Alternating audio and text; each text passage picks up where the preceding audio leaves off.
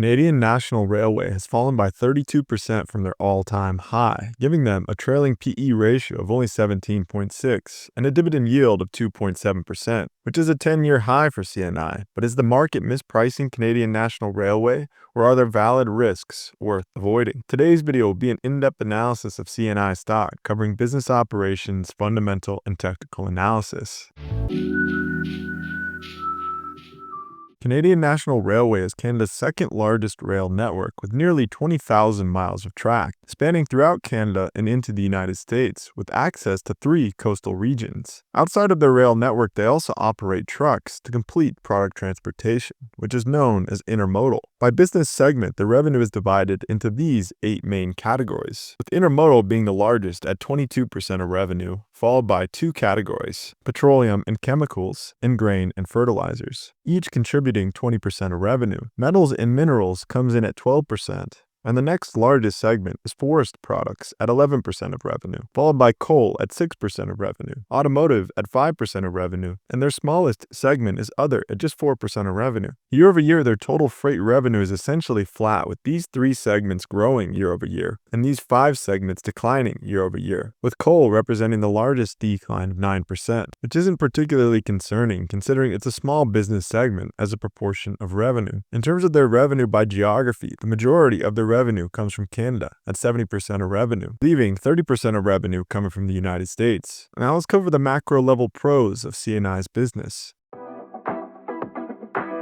The first business advantage that pops into my mind is that rail is an extremely efficient mode of transporting goods, which is measured by relating gallons of fuel consumed per gross ton mile. By this measure, rail is roughly 3.5 times more fuel efficient than truck, and this efficiency benefit shows itself in CNI's operating margin, with an incredible operating margin of 40%, which is nearly on par with another reputable high-margin business, Microsoft, with an operating margin of 46%. This amazingly high operating margin is likely a function of fuel efficiency, along with low maintenance costs associated with rail networks and locomotives, and the lack of innovation required to keep rail cars moving down the tracks. All this is to say that rail is a relatively simple and easy business to make sense of. The final pro to CNI's business, and rail in general, is that it's the backbone of an economy, transporting predominantly essential raw materials across land, making it a vital industry for multiple sectors of the economy, which also offers diversification across various sectors, simply by investing in rail.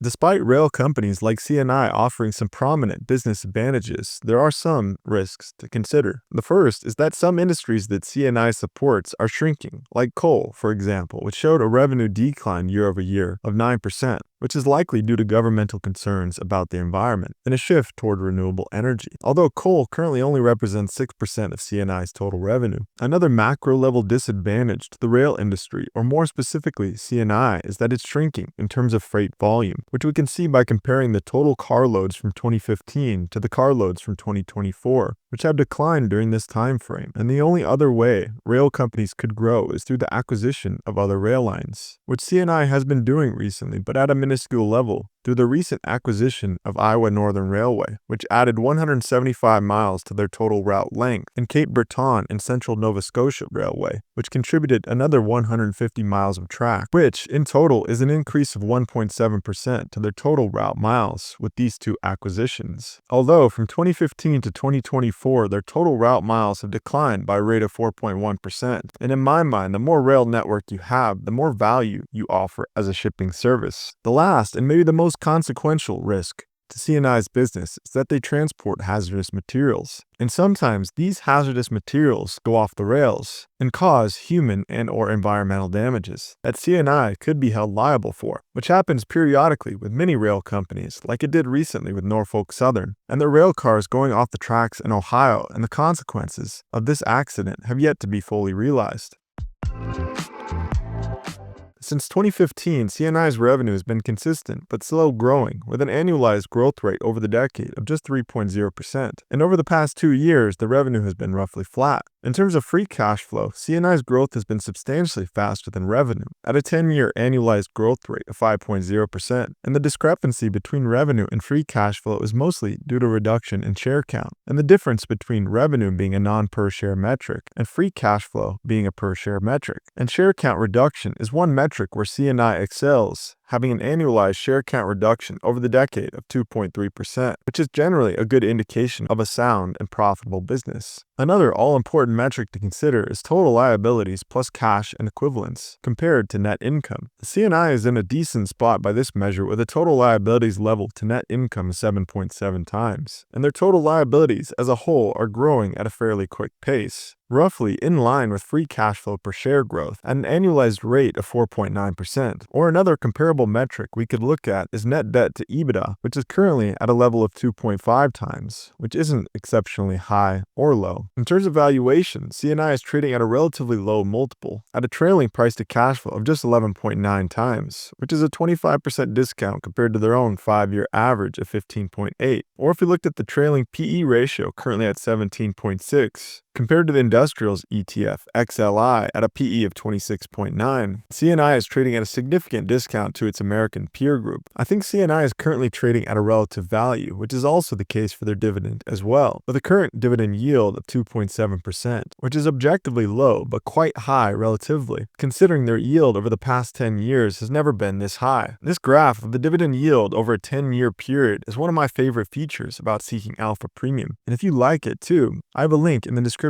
that will get you a discount off the premium price. In terms of dividend growth, CNI's dividend has grown somewhat inconsistently, at a 10-year CAGR of 10.1%, a 5-year CAGR of 14.7%, and their 1-year growth rate is the slowest yet, but still solid at a rate of 6.0%. And better still, they have a dividend growth streak of 28 years, which shows stability despite economic variability. Dividend history can be informative, but I think the payout ratio is what truly determines dividend safety. In CNI's case, they have a trailing 12-month payout ratio of 67%, based on free cash flow, and an average payout ratio over the past decade of 53%, which is meaningfully lower than the current level and shows that CNI is facing some current challenges. So their dividend appears safe in my eyes, barring economic catastrophe. In summary of the fundamental analysis, I think CNI's relatively high and safe dividend yield makes it quite attractive, along with its relatively low valuation compared to its own history, as well as compared to the American industrial sector in general. Considering these factors, I imagine you'd probably end up with a reasonable rate of return as well. Let me know your thoughts on the current state of Canadian National Railway in the comments, or anything you think I've missed.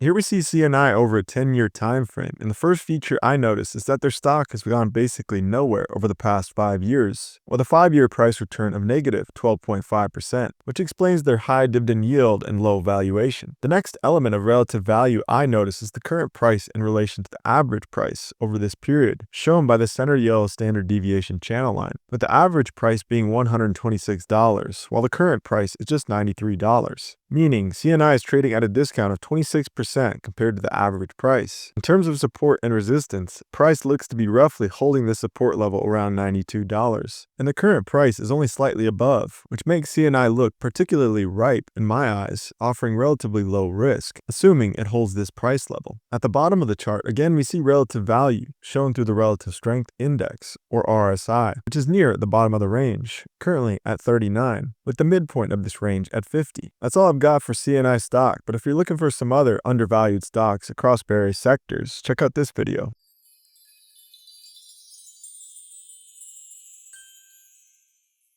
I'm not a financial advisor, and this is not financial advice. This is for educational and entertainment purposes.